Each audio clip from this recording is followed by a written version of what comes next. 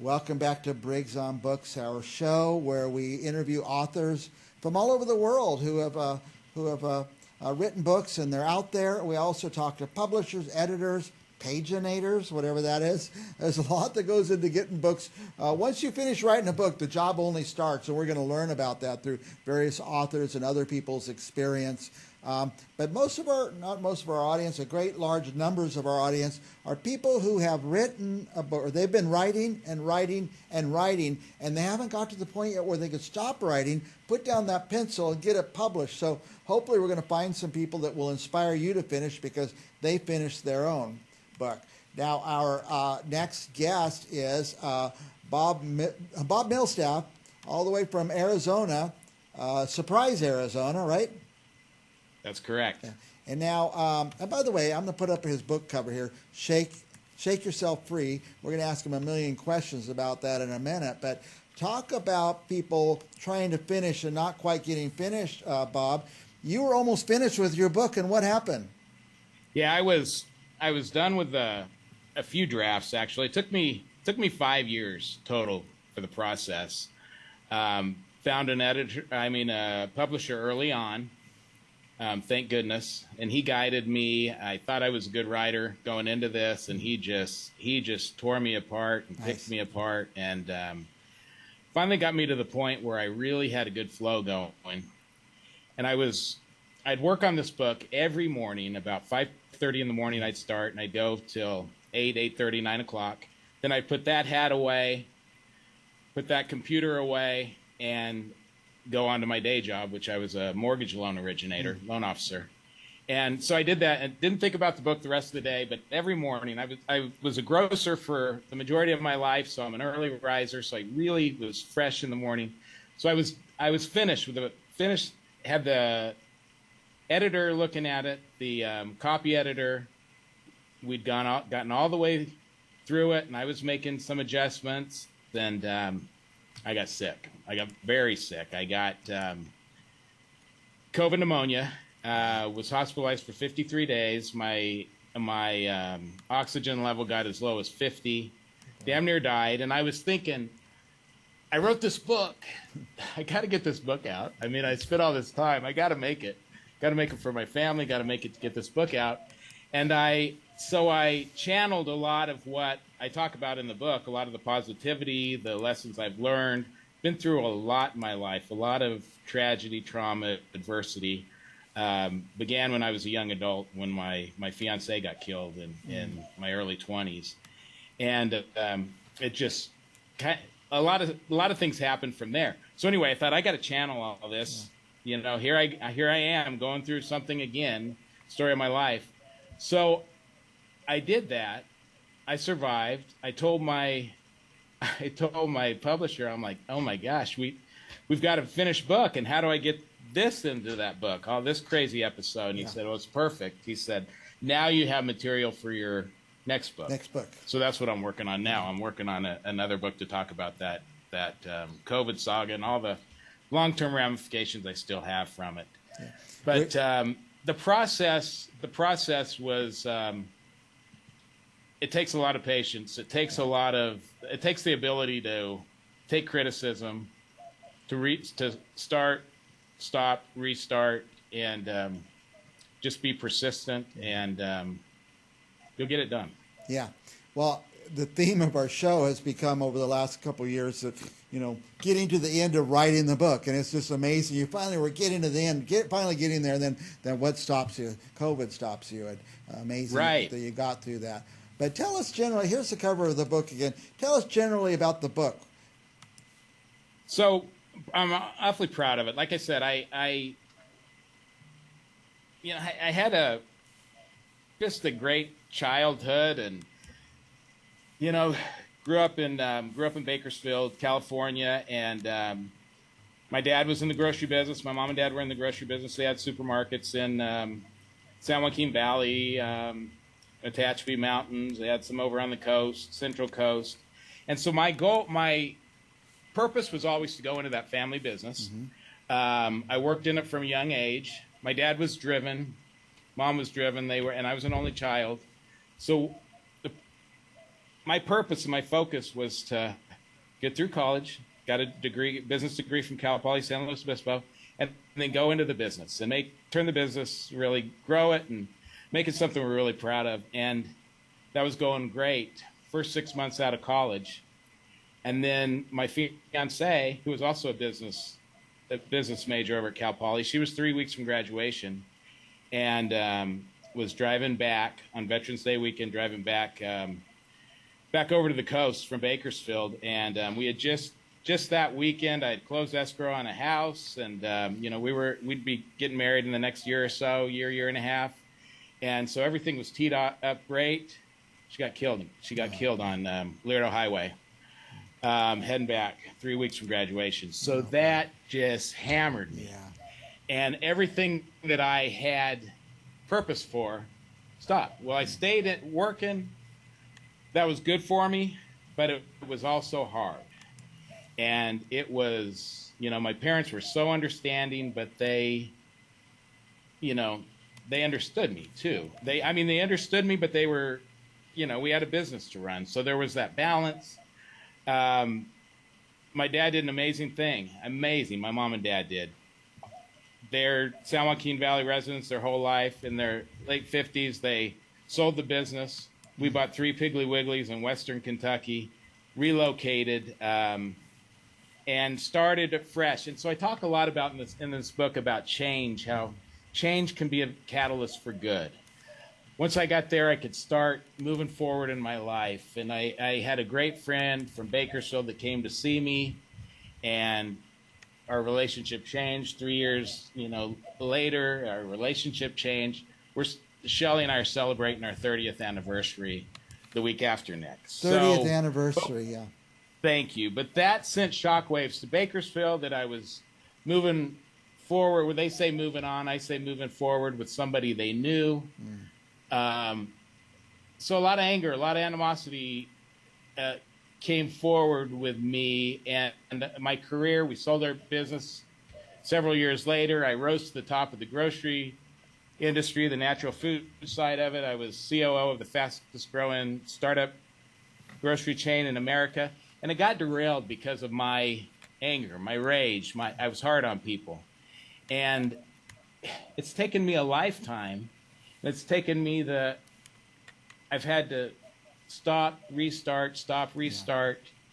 And I finally come to a point where I have all this experience. I have all these life stories that are pretty interesting and it'll keep you on the edge of your seat. Yeah.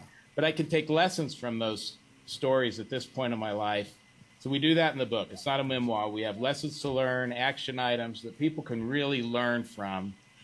And they do. And it's been surreal to see it resonate with people so well and speak to people. And it's got so much loss in it, from personal loss to friendship loss to, loss of a career, financial ruin that we went through. Yeah.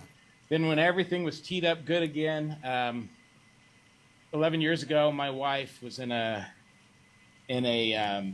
freak accident in our house when we were living in near Jackson Hole, Wyoming.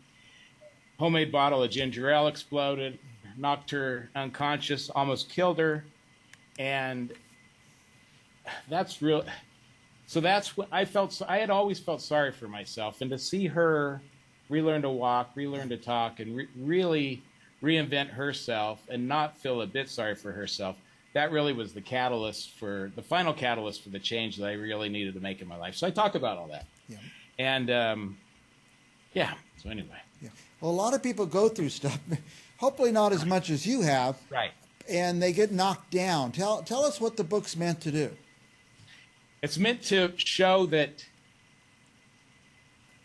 you can move forward, you can reset, you can find ways to get through tough situations. It's not going to be all roses. It's going to be hard. Yeah. But change of location, change of attitude, change of, people that you surround yourself with, all that kind of change can really move you towards the path of having a good, productive life full of gratitude. And when you're first going through this kind of stuff, you don't think that's possible at all.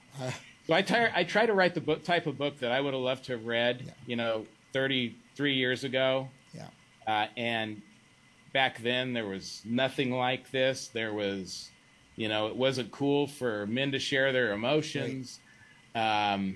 It was, I wasn't married yet, so I was minimized a lot.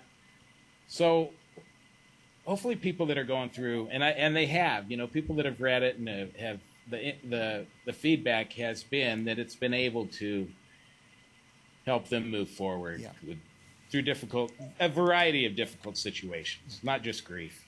You kind of just explained the answer to this question, but let me just pose it to you this way. Who should read this book?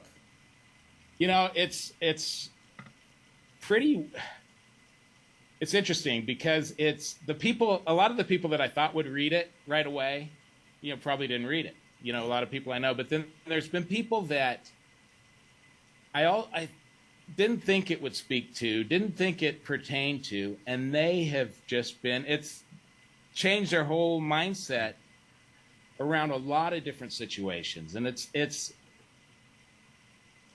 perspective and not feeling sorry for yourself, and that, we've got to put one foot in front of the other and not throw a pity party. That's what my wife Shelley says so often, is that, don't throw a pity party. And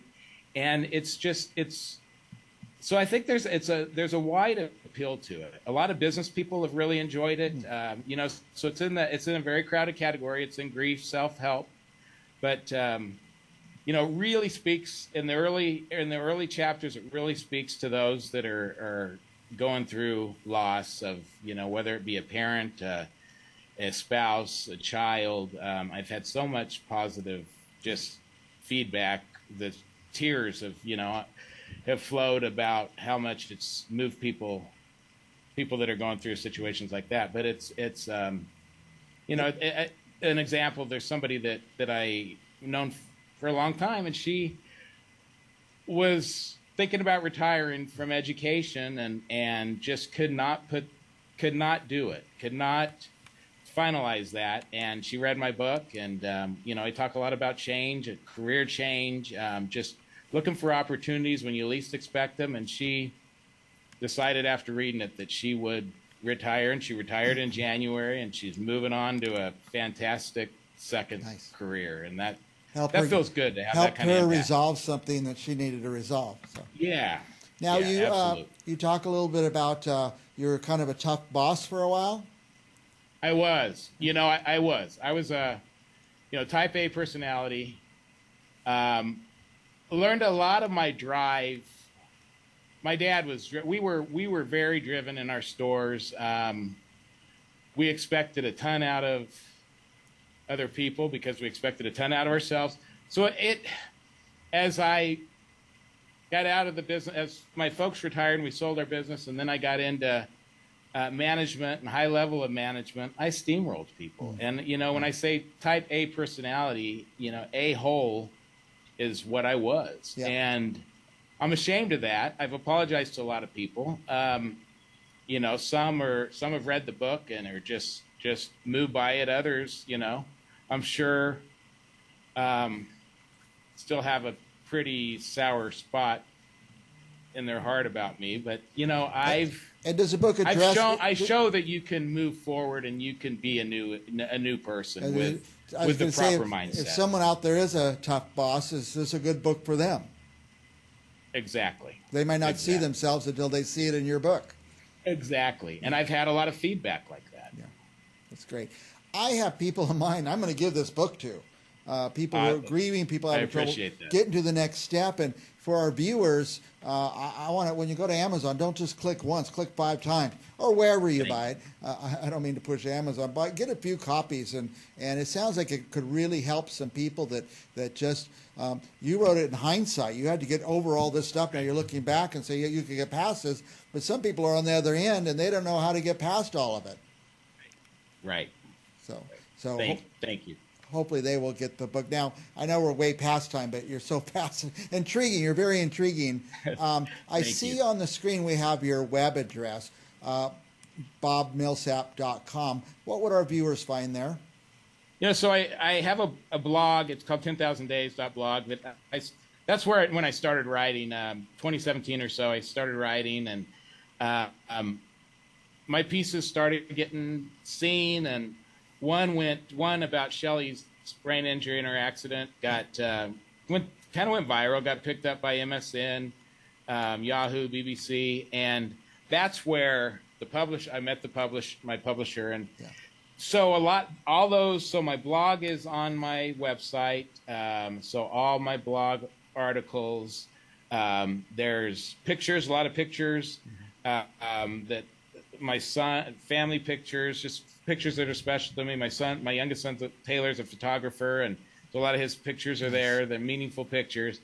Dylan, my oldest son, he designed the cover of the book. He's a graphic designer and lead apparel designer for Ping and the golf company, and he designed a lot of the look, and there's links to buy the book for the various different, from Barnes and Nobles to Goodreads to my publishing company, the Amazon, and I'm proud of how the website turned out too.